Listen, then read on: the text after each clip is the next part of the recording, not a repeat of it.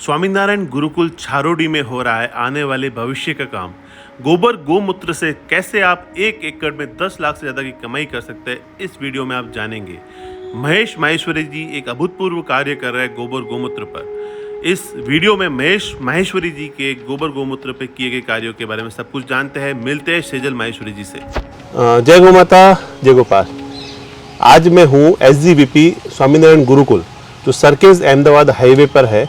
और यहाँ पर महेश माहेश्वरी जी, जो कि एक बहुत ही सुंदर कार्य कर रहे हैं प्राकृतिक खेती पर, गो आधारित प्राकृतिक खेती पर।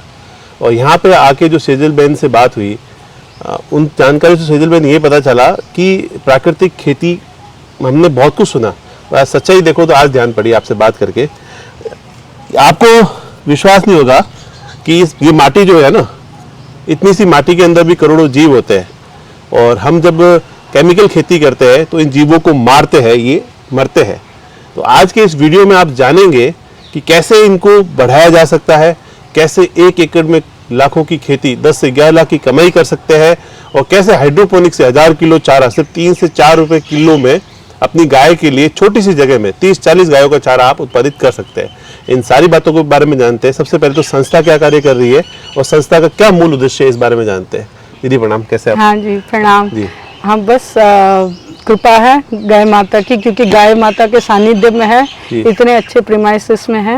हम स्वामीनारायण गुरुकुल विद्यापीठ में हैं। आप समझते हैं स्वामीनारायण संस्था का पूरे दुनिया में नाम है। हमेशा कोई भी ह्यूमैनिटी का काम होता है जहाँ पे ह्यूमन बीइंग्स को आगे बढ़ के कुछ प्रयास करने हैं, कोई नेचुरल कैलामिटीज के साथ फाइट करना है, तो स्वामीनारायण संस्था हमेशा इसमें आगे रही है। मैं मिरेकल मोरिंगा से ये स्वामीनारायण की जगह पे हम ये काम कर रहे हैं, जिनमें हम गाय आधारित खेती कैसे करते हैं और खेती करने के लिए उनका फर्टिलाइजर कैसे बनाते हैं, गौशाला कैसे होनी चाहिए, गौशाला को सेल्फ सस्टेनेबल कैसे करते हैं, ये सारी चीज़ें हम यहाँ पे प्रैक्टिस करते हैं।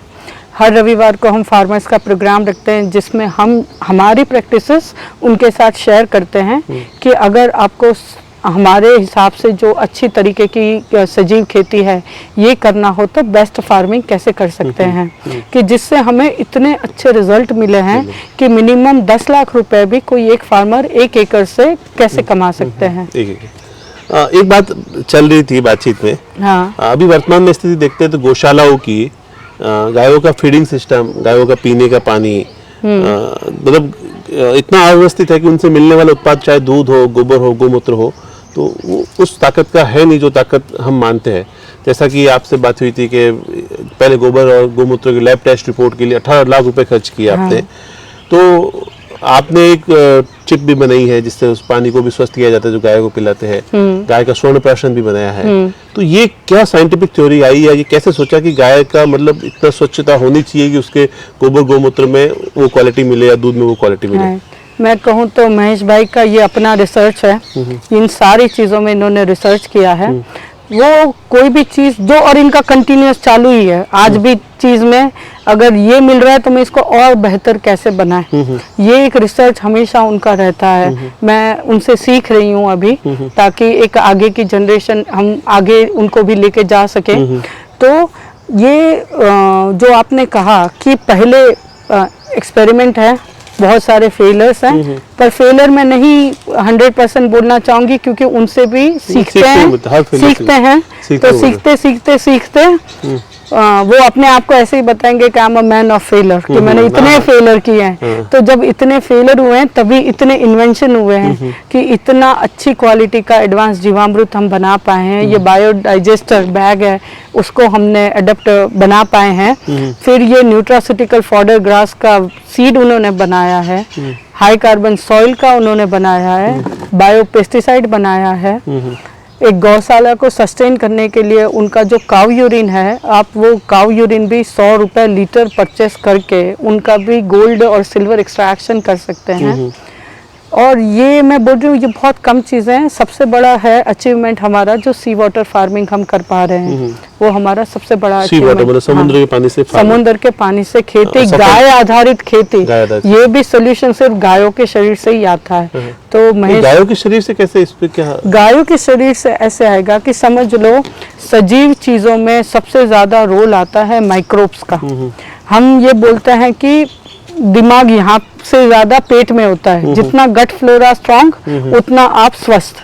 ठीक है, पेट खराब मतलब सब खराब। तो गट फ्लोरा का मतलब होता है कितने वैरायटीज के माइक्रोब्स आपके शरीर में है। तो इतने वैरायटीज के माइक्रोब सॉइल को भी चाहिए। अब सॉइल जैसे धरती माँ से हमने इतनी डिलीवरी ले ली है कि अब वो बंजर हो गई है। हम अच्छा कुछ दे नहीं रहे हैं, सिर्फ लेते जा रहे हैं, तो वो बंजर हो गई है। उसको लाइव करने के लिए, और लाइव से मतलब ये नहीं होता है कि आपने उसमें एनपीके कितना डाला है, उससे मतलब ये है कि उसमें बायोलॉजिकल एक्टिविटी कितनी हो रही है। तो बायोलॉजिकल एक्टिविटी का मतलब ये है कि उसमें माइक्रोब्स के काउंट और टाइप क्या है।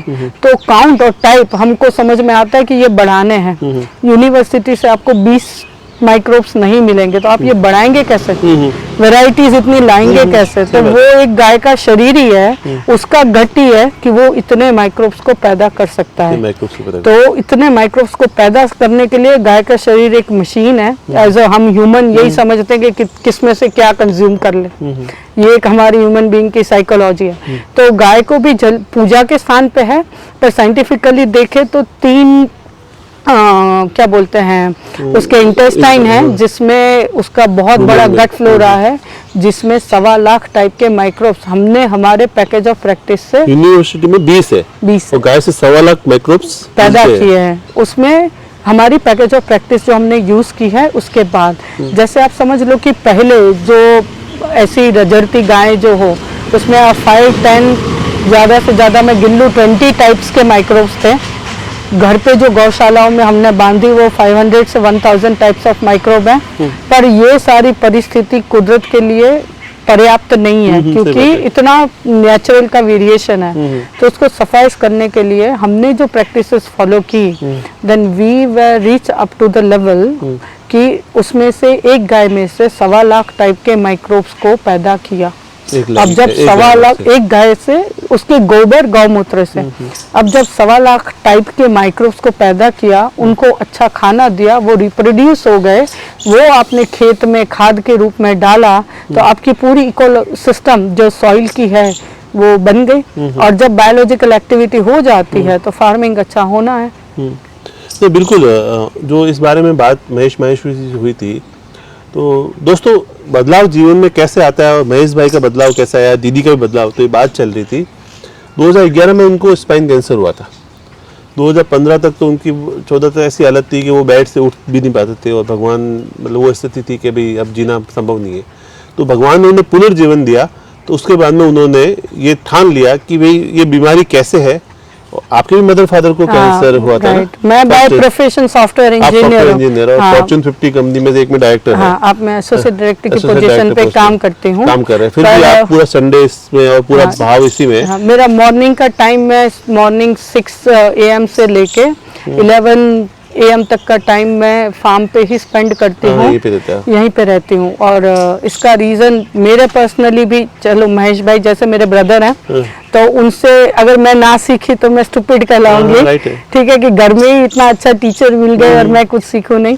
और पर्सनल जो थोड़ा ट्रांजिशन आया कि टेक्निकल, ये भी बहुत ज़्यादा टेक्निकल है, पर कंप्यूटर एक वर्चुअल लाइफ से प्रैक्टिकल लाइफ में थोड़ा इंटरेस्ट होने का एक वजह ये भी है, मेरे मम्मी पापा दोनों को कैंसर हो चुका है फर्स्ट स्टेज का। लकीली फर्स्ट स्टेज में आइडेंटिफाई हो गया, ऑर्गन निकालने से क्योर भी हो गया। दीदी इस बात में बोलूँगा, आज कैंसर ट्रेन चल रही है। जो आप देखते हो पंजाब में हर घर में कैंसर पेशेंट है। ये धरती कहते हैं कि 2023 तक बंजर हो जाएगी। इनको बचाने का जरिया सिर्फ गाय है। महेश भाई के दादा भी कराची में कलेक्टर हुआ करते थे। उसके बाद में वो यहाँ अहमदाबाद में आज इतना अच्छा बिजनेस एस्टेब्लिश था। तो जिंदगी में शरीर है तो सब कुछ है, और शरीर है सिर्फ गाय के साथ, और गाय के बिना शरीर संभव है नहीं। स्वस्थ रहना तो गाय से जुड़ना पड़ेगा। मैं आपको एक चैलेंज के साथ कहता हूँ, आप चाहो या न चाहो आपको गाय से जुड़ना ही पड़ेगा, चाहे आदमी का मन है या नहीं है। उनको जुड़ना पड़ेगा। तो फिर ये जो कैंसर होने का कारण था, बाकी चीजें तो आपको वीडियो में देखते हुए मिलेगी आगे। मैं लास्ट में आपसे यही जानना चाहूंगा इस मुद्दे पे, कैंसर का कारण क्या है आखिर, और ये आप क्या आदमी बच सकता है इससे? कैंसर का सबसे बड़ा जो कारण है वो है हमारा खाना, जिसमें हैवी मेटल्स हैं, पेस्टिसाइड्स हैं। ये सबसे ज्यादा खाने के फॉर्म में और पानी के फॉर्म में, अभी इंडस्ट्री सारा पानी वो ग्राउंड वाटर में वही पानी मिक्स हो रहा है। तो ये हैवी मेटल्स और ये हैवी पेस्टिसाइड्स वाला खाना जो हम खा रहे हैं वो कैंसर का सबसे बड़ा रीजन है, सबसे बड़ा कारण है। सबसे बड़ा कारण है। उससे बचने का जरिया है सिर्फ गाय का गोबर, गाय के गोबर से हमको फार्मिंग करनी है, पर गोबर मतलब सीधा गोबर उसको नहीं डाल देना है, वो माइक्रोब्स नहीं खा पाएंगे। उस गोबर को हमको राइट मेथड से ट्रीट करके फिर उसको जमीन में डालना है। साधारण शब्दों में कहूँ कि माइक्रोब्स होते हैं, उनका खाना प्रॉपर ऐसे फॉर्म में होना चाहिए इजीली खा सके, तो वो सारी ट्रेनिंग यहाँ पे दी जाती है। तो दीदी यहाँ से क्या क्या उत्पाद बनते हैं और क्या क्या लोग उत्पाद ले सकते हैं, उनसे क्या क्या फायदा होगा, इस बारे में आप प्रकाश डाल दें। ओके, सो हम सबसे पहले तो एक सुवर्ण प्राशन यहाँ पे बनाते हैं। तो सुवर्ण प्राशन क्या होता है, उससे क्या होता है? सुवर्ण प्राशन 900 टाइप्स ऑफ मेडिसिनल हर्ब्स हैं। पहले गाय इतना चर लेती थी, गौचर जमीन हुआ करती थी, हम ही लोग उनकी गौचर जमीन खा गए। तो अब उनको देना तो पड़ेगा, एज ए ह्यूमन बीइंग हमारी रिस्पॉन्सिबिलिटी आती है कि उनको दे पाए। तो हम उनको ये 900 टाइप्स ऑफ जो हर्ब्स हैं उनको हमने नक्षत्र के हिसाब से उगाया है, और वहाँ पे जहाँ पे वो उनका नेचुरल हैबिटेट है वहाँ से फिर उनको प्रोक्योर करते हैं। और every 10 ml every cow 10 ml का डोज है वो हम गाय को देते हैं। तो कितनी बार देना होता है वो? एक दिन में एक बार। कितने दिन आप उसको लाइफ टाइम भी दे सकते हैं, पर एक साल कम से कम क्या डोज की 10 ml? 10 रुपए एक दिन का कॉस्ट पड़ता है एक गाय का। पर उसका जो न्यूट्रिशन गाय के दूध के माध्यम से आपके बच्चे को जो मिलेगा और गोबर गौमूत्र के माध्यम से जो खेती में मिलेगा वो आउटस्टैंडिंग हो जाएगा। बहुत अच्छी बात है। और उसके काव यूरिन में जो गोल्ड और सिल्वर की मात्रा भी बढ़ेगी, जिसको भी हम एक्सट्रैक्ट कर सकते हैं, और वो एक माल न्यूट्रिशन का बहुत बड़ा प्रॉब्लम सॉल्व कर सकता है। सेकंड प्रोडक्ट क्या दीदी? सेकंड जो हमारा है ये EBC प्लांट से हम जो एडवांस जीवामृत बना रहे हैं, जो आपने देखा 100% लिक्विड है, ये हमारा एक दूसरा प्रोडक्ट है। इसमें क्या क्या डालना होता है उस टाइम? इसमें हम जो बैच बनाने में गोबर गौमूत्र चावल का पानी और छाछ है, गुड़ है, और गुड़ ना हो तो शुगर कैन का जूस, हाँ वो डाल सकते हैं। और कुछ वेजिटेबल वेस्ट हो, हाँ अच्छे कोई भी कैसा भी वेस्ट हो, आप फ्रूट वेस्टेज वो डाल सकते हैं। और हमारे कल्चर इसमें हम डालते हैं। इससे ये कल्चर का ही मेन रोल है कि वो जो स्लरी वाले आउटपुट की जगह आपको 100% लिक्विड आउटपुट, हमने देखा अभी कि 100% लिक्विड आउटपुट देता है। और वो 100% लिक्विड से ये मतलब होता है कि वो उसमें माइक्रोब्स इतने ज्यादा है कि सारा गोबर खा गए, और उनको 100% डिकम्पोज कर दिया। अच्छा, अंदर रहते ही नहीं कुछ? अंदर कुछ गोबर के रेसिड्यू कुछ रहते ही नहीं है, बिल्कुल बस साफ करने की जरूरत ही नहीं। कोई नहीं, 8 साल हो गए इसको कभी साफ नहीं किया। ये बड़ा वाला ट्यूब है, ये तो छोटा है, चलो ये बड़े वाले ट्यूब को भी कभी हमको साफ नहीं करना। दोस्तों एक बात बताओ, तो अंदर गोबर भी डाल रहे हैं, मेन तो बड़ा मटेरियल गोबर है, पर जो ये बाकी सारी चीजें आपके कल्चर मिलके गोबर को पूरा खत्म कर देते हैं, सिर्फ लिक्विड फॉर्म में बाहर आता है। लिक्विड फॉर्म में ये चीजें बाहर आती है। ये लिक्विड फॉर्म में अगर मैं दिखाऊं, आप बैठे दीदी, मैं ये दिखा देता हूँ। लिक्विड फॉर्म में ये लिक्विड फॉर्म में बाहर आ जाएगा, यहाँ से देखा तो लिक्विड फॉर्म में आता है। अंदर गोबर भी था, पर ये पूरा लिक्विड फॉर्म में बाहर आ गया है। इसकी क्या कॉस्टिंग है जी? अगर बैठे अभी हम इसका सेलिंग का बोले हैं, जैसे ये तो 40 रुपीज साइड का यहाँ से प्राइस होता है, ट्रांसपोर्टेशन अलग रहता है, 40 रुपए होता है 1 लीटर का प्राइस इसका। हाँ, और पूरा ये लेना चाहे तो सेटअप, अगर पूरा सेटअप इनका लेना चाहे तो 30,000 में आता है, जिसमें हमारे ट्यूब भी आ गए और कल्चर्स भी आ गए। हाँ, ये 20 हजार की ट्यूब होगी, 5 हजार की कल्चर होगी, लगभग अप्रोक्स इसी के पास रेट रहेगा। करेक्ट, 30,000 का ये प्लांट। एक एकड़ में कितना डालना पड़ता है? ये 1 एकड़ में आप जैसे मैं बताऊं, क्रॉप के लिए नहीं है, ये सॉइल के लिए है। कम से कम 4000 लीटर डालें, ज्यादा से ज्यादा 10,000 लीटर डालें। कैसे करना? दोनों करें। आप लैंड प्रिपरेशन करते हैं तब भी आप डालें, और जब आप क्रॉप रेडी हो जाता है तब फॉलियर स्प्रे भी करना है तो आप फॉलियर स्प्रे भी करें। तो दोनों चीजें होती है। क्रॉप रेडी के ऊपर भी कर सकते हैं, ऊपर भी बाकी कुछ करने की जरूरत ही नहीं। फिर अगर आपने हाई कार्बन सॉइल का यूज किया है और एक हाई कार्बन सॉइल है और एडवांस जीवामृत है। ये जब दो चीजें उसका यूज होता है तो फिर तीसरी चीज आप भूल जाए, ना कोई कंपोस्ट यूज करना है, ना यूरिया, ना डीएपी, ना पेस्टिसाइड्स, कुछ भी नहीं। ये आप यूज कर सकते हैं। बाकी कुछ भी यूज करनी चाहिए, सिर्फ इसके पीछे अलावा कोई चीज इसमें सब जो चारा वारा इतना बढ़िया हुआ सब इसी से हुआ सब इससे से हुआ। तो बड़े साधारण शब्दों में कहूँ दोस्तों, आप इनके रिजल्ट यहाँ आके देख सकते हैं। ये ट्यूब है, इसके अंदर ये सारी चीजें इनके साथ इनके कल्चर्स है, उन कल्चर के साथ में मिक्स करके डालने पे 30 दिन बाद में ये रेडी हो जाता है। और उसको आपको जमीन में भी डालना है, ऊपर भी छिड़कना है। उसके अलावा कोई पेस्टिसाइड या कोई चीज, कोई खाद वाद आपको डालने की जरूरत नहीं है और इससे बहुत अच्छे रिजल्ट है। तो ये रिजल्ट आप यहाँ के देख सकते हैं। इनका दूसरा प्रोडक्ट है। तीसरा प्रोडक्ट क्या दीदी? हम बायोपेस्टिसाइड्स बनाते हैं।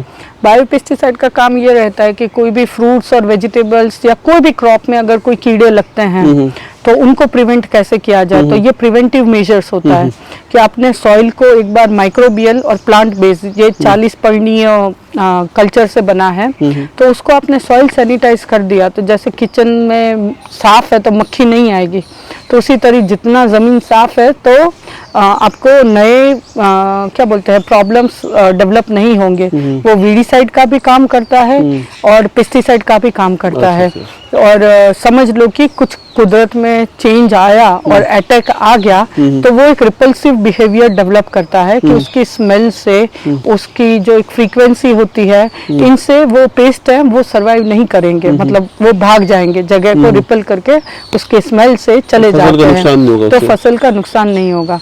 और सबसे बड़ी बात ये होती है कि जब कोरोना आता है पर मेरी इम्यूनिटी स्ट्रांग है तो वो अफेक्ट कम करते हैं। तो एडवांस जीवामृत और हाई कार्बन सॉइल का जब रेगुलर यूज होता है तो फिर पेस्ट चाहे कितनी आए वो उनको सस्टेन कर लेते हैं। और थोड़ा बहुत अगर नहीं कर पाते तो उसका बायोपेस्टिसाइड वो उनको उसमें हेल्प करता है। इसको एडवांस जीवामृत क्यों कहा गया? जीवामृत तो टंकी में बनाते हैं, ये जीवामृत इसको अभी फार्मर्स ने नाम रखा है। अच्छा। अगर मैं साइंटिफिकली बोलूँ तो ये लिक्विड फर्मेंटेड कंपोस्ट है। अच्छा, पर अगर मैं फार्मर को लिक्विड फर्मेंटेड कंपोस्ट बोलूंगी तो उनके लिए डिफिकल्ट हो जाएगा, तो उन्होंने ही इनका नाम एडवांस जीवामृत हिलाना पड़ता है। हाँ, स्मेल ये पूरा पैक का पैक है और अच्छा कॉन्सेप्ट बनाया है। और इसके रिजल्ट भी हम आगे कभी कई बार आपको दिखाएंगे। अभी पूरे भारतवर्ष में अनार की खेती हो, चाहे मौसमी की हो, चाहे एप्पल हो, सब में सभी जगह ये हमारे कम से कम 10,000 फार्मर हैं जो हमसे जुड़े हुए हैं, जो ये चीज का प्रैक्टिकली यूज करते हैं। और ये अच्छी बात यह है कि एक भी फार्मर ने ऐसा नहीं कहा है कि उनको यील्ड अच्छा नहीं आया है। एक और प्रोडक्ट में चिप पानी को साफ करने वाली, वो क्या है? जो पानी को साफ करने वाली वो जो चिप है वो उस चिप मतलब कोई इंटीग्रेटेड सर्किट नहीं है। आपको मैं दिखाना है अभी? नहीं, तो मैं आपको बता दीजिए। तो वो चिप का काम ये रहता है कि जो पानी के अंदर TDS प्रॉब्लम नहीं है। नारियल पानी हम 5000 TDS का भी पीते हैं और ह्यूमन TDS में हम ये बोलते हैं कि हम 200 TDS का पानी नहीं पीते, हमको RO का पानी लेना चाहिए। RO को सुप्रीम कोर्ट ने ऑलरेडी दिल्ली में बैन कर दिया है। ग्रेजुअली कोई एक्टिविस्ट यहाँ पे जागेंगे तो यहाँ पे भी वो बैन हो सकता है, ठीक है। तो RO प्रॉब्लम है क्योंकि वो सारे माइक्रोन्यूट्रिएंट्स को निकाल देता है और हमारे बॉडी में प्रॉब्लम शुरू हो जाते हैं। तो अल्टरनेटिव क्या है? हाई TDS पानी है तो क्या करें? तो चिप का काम है TDS को ब्रेक करना, उसको निकालना नहीं है, उसको ब्रेक करना है, उसको बायो अवेलेबल फॉर्म में कन्वर्ट करना है ताकि हमारा बॉडी उनको डाइजेस्ट कर सके। तो उसका एक काम आता है TDS ब्रेक करना, दूसरा है नेसेंट ऑक्सीजन की मात्रा को बढ़ाना। बोतल का पानी डेड नेसेंट ऑक्सीजन, जबकि चिप से यूज किया हुआ का नेसेंट ऑक्सीजन 20 ppm तक जाता है। तो 20 ppm का नेसेंट ऑक्सीजन जब आप यूज करते हो तो वो आपको अच्छा ऑक्सीजन मिलेगा। वो पानी की अब इन सारी चीज़ों के मीटर है, पहले नहीं थे, अभी मीटर अवेलेबल है कि आपको पानी की फ्रीक्वेंसी मेजर करनी है, उसका ऑरा मेजर करना है, उसकी कंडक्टिविटी मेजर करनी है।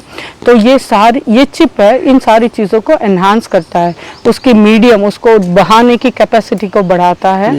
और जैसे आपको ई कॉली बैक्टीरिया पानी में होता है और आप चिप डालोगे तो 12 आवर्स के बाद आपको ई कॉली बैक्टीरिया नहीं मिलेगा। तो जितने भी नेगेटिव चीज़ें हैं इनको एब्जॉर्व कर लेना, 1 घंटा सनलाइट में रखो, तो जितना भी उसमें ख़राब चीज़ें हैं वो बाहर चली जाएंगी। सन से वो वापस चार्ज हो जाएगी, वापस आप उसको पानी में डाल दो। बिल्कुल। तो दोस्तों एक ये चिप भी है, तो इसके बारे में भी आप जानने के लिए यहाँ आ सकते हैं। ये हर फार्म के लिए, हर पानी के लिए अलग अलग इसकी खासियत है। अब मैं अंत में ये कहूँगा कि महेश माहेश्वरी जी और दीदी के द्वारा बहुत अच्छा काम हो रहा है। हर संडे को सुबह 9 से 1 बजे तक दोनों सर और मैडम दोनों यहाँ, दीदी हाजिर रहते हैं। तो आप यहाँ आ सकते हैं, ट्रेनिंग में सीख सकते हैं चीज़ों को।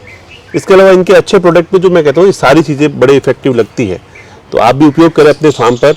और उसके अलावा अगर जो एक इन्होंने चारे का भी उत्पादन किया है, उसका भी वीडियो में आगे अभी जिक्र चलेगा, आपको दिखाता हूँ मैं उसके वीडियोस भी। तो आपका बहुत बहुत धन्यवाद है दीदी, इतनी सारी जानकारियों के लिए। ये प्रोडक्ट जरूर उपयोग करें, और इसके अलावा जो भी इनके लिंक्स है, कॉन्टैक्ट डिटेल्स है, वो सारे मैं आपको शेयर करूँगा। बोलते हैं वो 10 पर्णीय 20 पर्णीय बोलते हैं, इसमें 40 पर्णीय है। 40 पर्णीय से मतलब ये होता है कि 40 डिफरेंट अलग अलग टाइप्स ऑफ जो मेडिसिनल प्लांट्स हैं जो सॉइल को एज अ बायोपेस्टिसाइड का काम करते हैं, उनके कल्चर इसमें यूज़ होते हैं। 2 तरीके के कल्चर होते हैं, माइक्रोबियल और प्लांट बेस्ड। जो 40 पर्णीय है वो प्लांट बेस्ड कल्चर है, दूसरे जो हैं वो माइक्रोबियल कल्चर है। ये दोनों कल्चर का यूज़ करके ये बायोपेस्टिसाइड बनता है। दोनों अलग अलग बनाने पड़ेगा, साथ में ही कर है, सकते एक ही हैं। साथ में करना है। यूज़ 2 कल्चर का होता है। अब उसको एक बोतल में भी हम यूज़ कर सकते हैं, ठीक है। बट क्या बोलते हैं, ये 2 कल्चर इसके अंदर हम यूज़ करते हैं। तो दोनों टाइप की एक्टिविटी, मतलब सॉइल में अगर नेगेटिव माइक्रोब्स हैं उनको भी ये ये काम करता है रिपल करने का।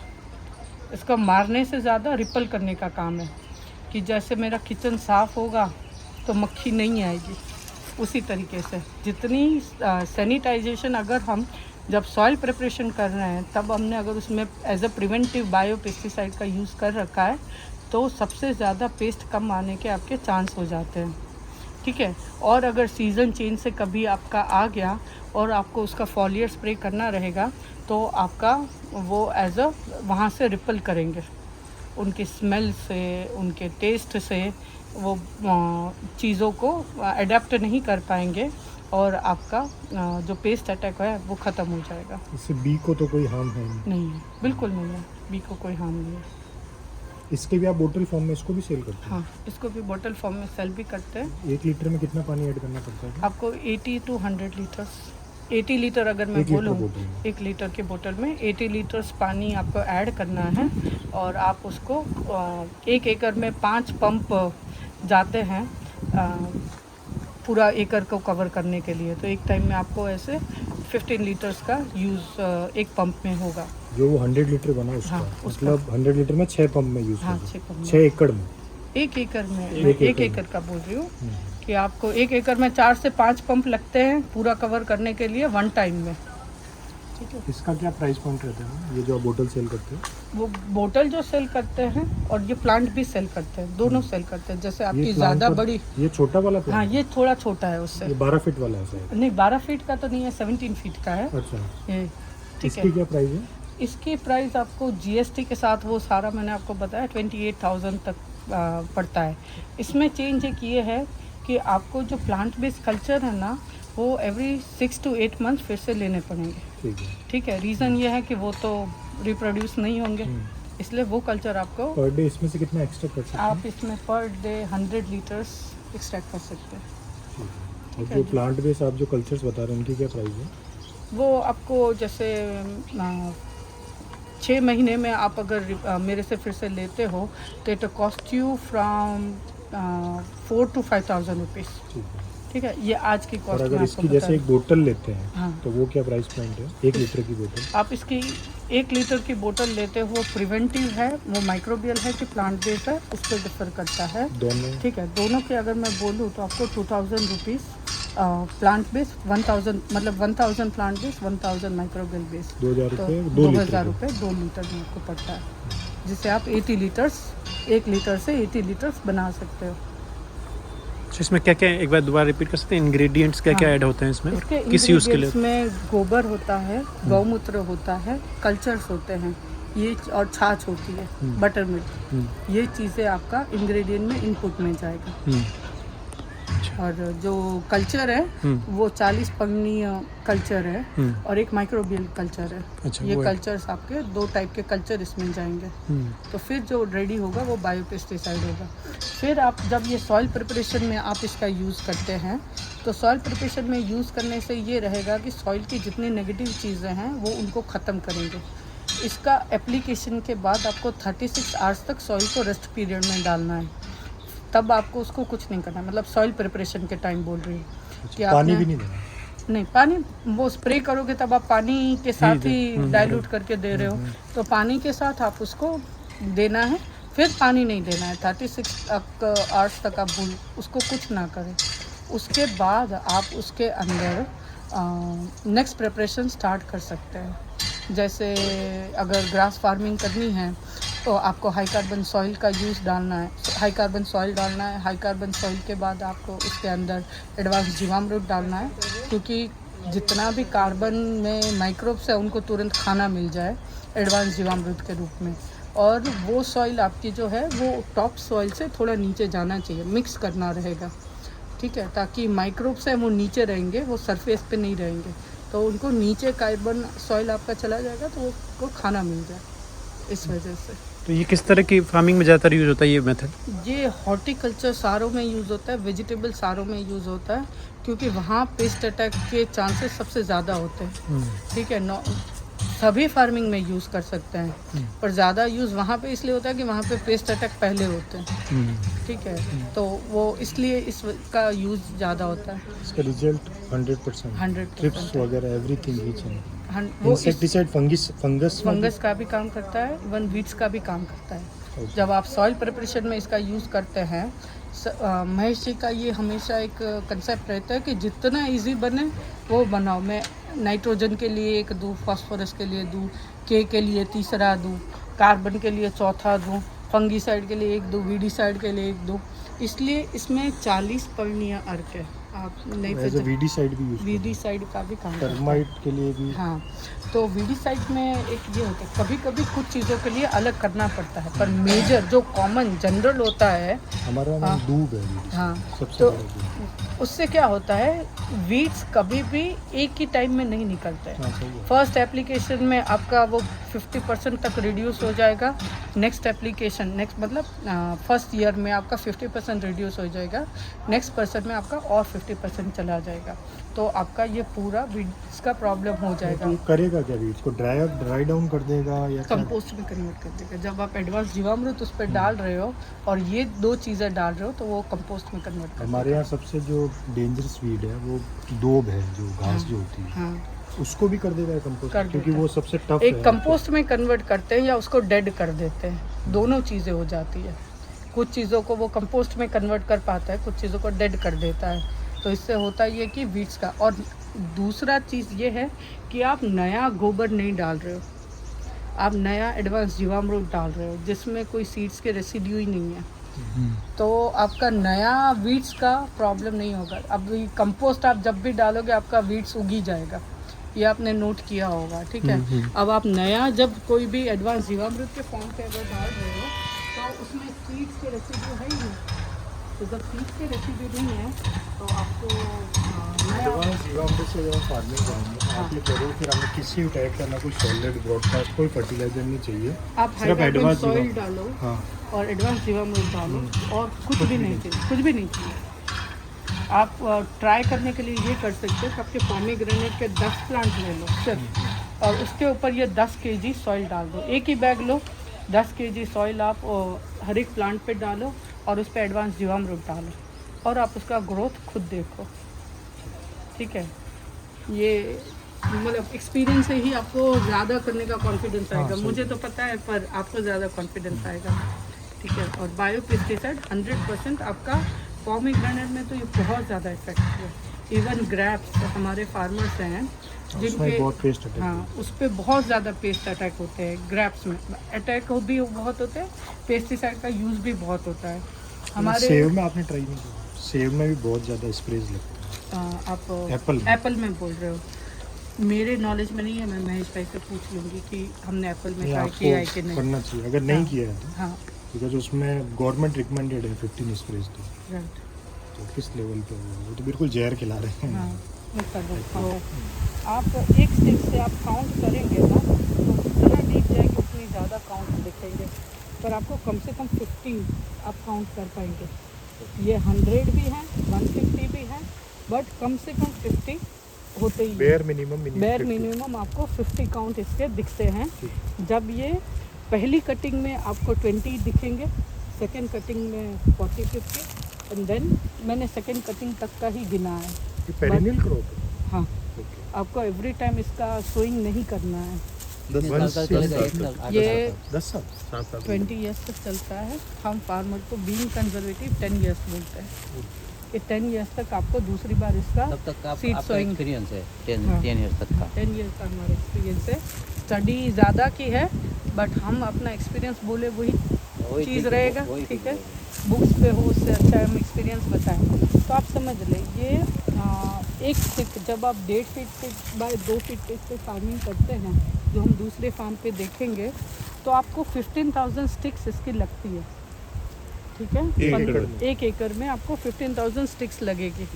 आप एक स्टिक से 50 शूट इसके डेवलप होते हुए देखेंगे, ठीक है। तो मैं आपको कैलकुलेट करके बताऊँ। एक शूट का वेट वेट पे भी हम आते हैं। 15,000 स्टिक्स आपकी लगी, उसमें आपको 50 स्टेम्स आपके शूट्स और निकले। 75,000। हाँ, 50 और अब हम इनका वेट करेंगे। जब आप फुल्ली ग्रोन का वेट करोगे तो आपको दिखेगा 500 ग्राम से एक भी कम नहीं है। 375 आप टन बता रहे हो मतलब। हाँ, एक एकड़ 500 ग्राम एक भी कम नहीं है। मैं उसको कंजर्वेटिव साइड 0.25 गिन रही हूँ, ओके। ठीक है। 250। हाँ, 250 ग्राम मैंने गिन लिया। और ऐसा साल में हम 6 बार कटिंग ले सकते हैं। पहली बार अगर ग्रो कर लिया, पहली बार में टाइम पीरियड 3 महीने से 3.5 महीने हो सकता है, डिपेंड्स कि सीज़न कौन सी हमने दी है। तो 3 से 3.5 महीने में आपका पहला कटिंग आएगा। देन वो हर 45 to 50 डेज में इसका कटिंग आएगा, ठीक है। तो आपको इसको मल्टीप्लाई बाय 6 करेंगे, कितना कैलकुलेशन है? 1125 टन।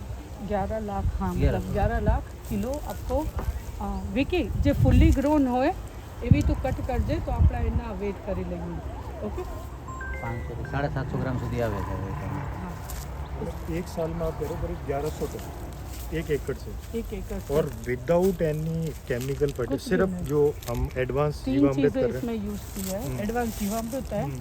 हमने जो पानी का चिप बोला वो पानी इसका प्योर किया है, क्योंकि कितना भी अच्छा न्यूट्रिशन दो पर उसका पानी अगर ख़राब है तो वो प्रॉब्लम है। तो पानी इसका किया है और इसके अंदर हमने हाई कार्बन सॉइल का यूज़ किया है। एक 5 एकड़ टन में कितना किया? 5 टन मिनिमम, 5 to 6 टन होता है। हमारे एकड़ के लिए 5 टन इनफ है। फार्मर्स को हम 6 टन बोलेंगे, ठीक है। अगर फिर कॉस्ट पे जाता है कि उनको कितना परवड़ता है। जैसे आपने विदाउट चिप भी एक्सपेरिमेंट किया होगा, हाँ, उससे ऑलमोस्ट कितना? 60 टन से 80 टन आता था विदाउट आवर प्रैक्टिसेस 60 टन से 80 ton per year without water chip? Without our package of practice पूरा। नहीं, जैसे मैं इसमें से एक हाँ, एक एक स्टेप में जाता है, पैरामीटर बात ठीक है। करता हूँ। तो मैं देखती हूँ कि जब कुछ भी यूज़ नहीं करते तो कितना तो जाता 80 है। टन के आसपास तो वो जाता 60 to 80 टन 70 जाएगा, टन। ठीक है। जब आप इसका पानी करेक्ट करते हो तो 200 से 300 400 टन तक जाता है। अलग अलग ये हमारे ही फार्म के रिजल्ट नहीं दिखते, हम अलग अलग पानी होता है इसलिए। तो जब ये जाता है, जब इसमें हाई कार्बन सॉइल भी आ जाता है तो ये कम से कम 1000 टन आपका एक एकड़ से निकल जाएगा। तो ये कॉम्बिनेशन में टोटल 1000 टन कंजर्वेटिव साइड हमने गिना है। आप वेट देखना, हमने सिर्फ 250 ग्राम वेट गिना है। तो मैं कंजर्वेटिव है। हाँ। और आपका बायबैक 1 रुपीज़ पर केजी। हाँ, 1 रुपीज़ बेनिफिट हो फार्मर को, मतलब अपना खर्चा निकाल के 1 रुपया उनको बेनिफिट हो, उस प्राइस से हम उनसे बाय बैक करते हैं। जैसे अब मैंने राजस्थान में ही इंस्टॉल हाँ। किया, फिर ट्रांसपोर्ट वगैरह का कैसे लगता ये है ना, मार्केट में 2 रुपये चलता है। नहीं, तो जैसे आपको 1 आप रुपये इसमें 1 मिलेगा। रुपये में लेंगे, फिर transport expense from your side.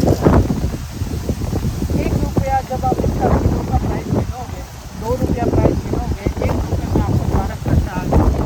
भाई 1 रुपये मेरा शुद्ध मुनाफा। आपका 1 रुपया शुद्ध मुनाफे वो में वहाँ पे हम बिक आपको जाएगा बाय ये तो सारा, करेंगे। तो कमी बहुत हाँ, जाएगी। तो आपको 1 रुपया सारा वही बिक जाएगा आज का।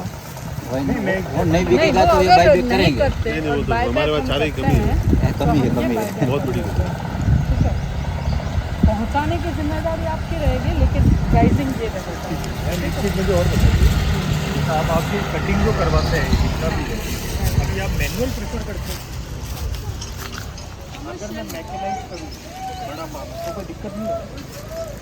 ये देखो, ये कमर्शियल काम नहीं है, तो यहाँ पे मैनुअल होता है। कमर्शियली आप जब करते हैं तो इसका आपको टूल्स, आप इंस्ट्रूमेंट उसमें यूज़ कर सकते हैं। ये बैक टू बैक कितना गैप बचा अभी? ये दूसरा फार्म मैं आपको दिखाती हूँ। ये रिसर्च का काम है, तो पूरे में यही साइज रखना है, 1 feet by 1.5 feet. 1.5 feet by 2 feet, 1.5 तो feet bed to bed 2 feet होना चाहिए। Plant plant line to plant line 1.5 feet होना चाहिए। एक इस साइड डालो, एक इस साइड डालो, एक इस साइड डालो। zigzag जिगजैग मोशन में एयर इसका होता है। सीडिंग हाँ, ठीक है, होता एयर है। सीडलिंग होता ठीक है, और ये है। अब सबसे ज़्यादा वायबल ये तब रहता है अगर आपने 10 एकड़ में फार्मिंग की है। ठीक है, तो सबके लिए बहुत ज़्यादा वायबल रहता है। मेरे लिए भी ज़्यादा वायबल तब रहेगा कि अगर किसी ने 10 एकड़ में फार्मिंग की है और मैं वहाँ से मैं बाई करूँ। है। रिसेंटली मैंने इसका भले आप 10 फार्मर मिलके करें, ठीक है, एक अमाउंट होता है, क्योंकि हाँ, लोग वो समझ गया मैं, वो तो गेम आप की- बिजनेस हाँ, पर्सपेक्टिव गेम- से हाँ, समझ सकते हैं हाँ, कि समझ कुछ गया। क्वांटिटी हो तो कोई प्रोजेक्ट हम सक्सेसफुली एग्जीक्यूट छोटा कर सकते गेम हैं। तो ठीक है, इतना हो नहीं पाएगा। क्योंकि मगजमारी छोटे में इतनी होती है, पर आपको अगर जैसे हम लोग भी करेंगे तो जैसे इसमें ड्रिप वगैरह भी करेंगे तो वो पूरा ऑटोमेटेड ही बन जाएगा, बिकॉज मैनुअल में आपको पता है वो एक उसके अलग चैलेंजेस है।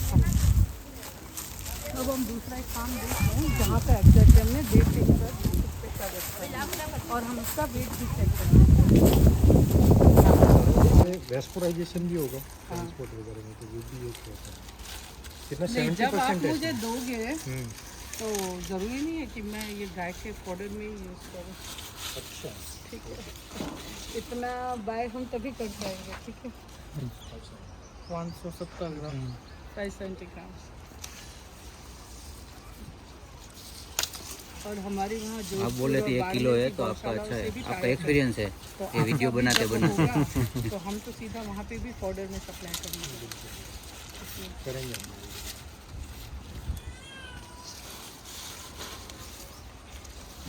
तो इसका वेट भी अगर आप देखें, 550 एक का भी 500 ग्राम से कम नहीं है, वो 800 ग्राम तक का भी वेट है, but we consider 250 gram only. आप कह रहे हो 6 कटिंग इजी बेयर मिनिमम 6 छः कटिंग है। कटिंग आप एक साल, वो फर्स्ट कटिंग के बाद आप 1 साल में 6 कटिंग ले सकते हैं, क्योंकि फर्स्ट कटिंग आपका 3-3.5 महीने में आएगा। Then every cutting comes at 45 to 50 days, तो उसमें ओके, इस टाइप से आपका 6 हाँ 6 कटिंग आपका हो जाता है। तो और आपको ये इसको मैच्योर होने में अभी 10 दिन का बाकी है। इसका वेट ये हाँ, तो इसका और तीन weight स्टिक बढ़ेगा। में 2 किलो के ठीक करीब। है, और बेनिफिट ये है कि सिर्फ वेट ही बढ़ता है, पर इसकी जो स्टेम्स है ना उसका साइज़ नहीं बढ़ता, क्योंकि अगर स्टेम का साइज़ बढ़ा तो गाय खा नहीं पाएगी। ठीक है, गाय को खाने के लिए भी इसका साइज़ होना, जैसे बहुत ज़्यादा मोटा हुआ ज़्यादा मोटा हो गया तो वो फिर यूजलेस हो जाता है। ये इस साइज़ का रहता है हमेशा, क्योंकि ब्रीड हमने ऐसे डेवलप की है इस टाइप के रहता है, ज़्यादा मोटा नहीं होता। ये ज़्यादा मोटा नहीं होगा, इसलिए 45 to 50 डेज़ के बाद हो जाए, 50 डेज़ में ये नहीं मोटा होगा। तो 50 डेज़ का कटिंग आपके गाय और के ज़्यादा लंबा फॉडर चला के जाए लिए। तो हेलो सॉरी, कैसे 80 दिन का कर दिया तो 90 दिन का 80 दिन के बाद कई एक लिमिट होता है, उसके बाद ये ग्रो करना भी नहीं होगा, फिर वो नहीं ग्रो नहीं हो पाएगा, वो थोड़ा सूखे ऐसा हो जाए, एक लिमिट होती है। मैं एग्जैक्ट डेज आपको बताऊं तो शायद 80 डेज तक ठीक है, पर उसके बाद वो नहीं बढ़ेगा। 80 डेज तक वो फिर मोटा होगा। ये मुझे बीज के लिए चाहिए हाँ, और दूसरे जगह यूज़ करने के लिए तो कितने दिन का होना चाहिए? वो 50 डेज का 50 डेज का होना 50 डेज का होना चाहिए। चाहिए। और इसको मुझे एक्सपोर्ट करना है, ये ग्रीन नहीं बेचना है, साइलेज तो- कर सकते हैं। तो साइलेज करके वही प्रॉपर्टी रहेगी, कंटेंट वही रहेगा, साइलेज करने की मेथड आपकी राइट होनी चाहिए। वही रहेगा। उसमें वाटर तो बहुत ज़्यादा, फिर उसमें वो कैसे करेंगे साइलेज करने? हमारे पास वो टेक्नोलॉजी है कि हम कर सकते हैं, साइलेज करके हम साइलेज कर सकते एक्सपोर्ट हैं। कर सकते हैं, हम वही इस- कंटेंट हो, उसमें तो कंटेंट प्रिंट करना पड़ेगा। हाँ, प्रोटीन वगैरह सेम परसेंटेज रहेगा साइलेज में? हाँ, साइलेज में ब्राइट मेथड होनी चाहिए, मैंने कहा तो हाँ सेम रहेगा, इवन मॉइस्चर भी मेंटेन रहेगा और 1 साल तक ग्रीन भी रहेगा। एयर टाइट भी होना चाहिए, वही सब Airtight चीज़। भी होना, वो सब कुछ ग्रीन पैरामीटर सेट होना पड़ेगा।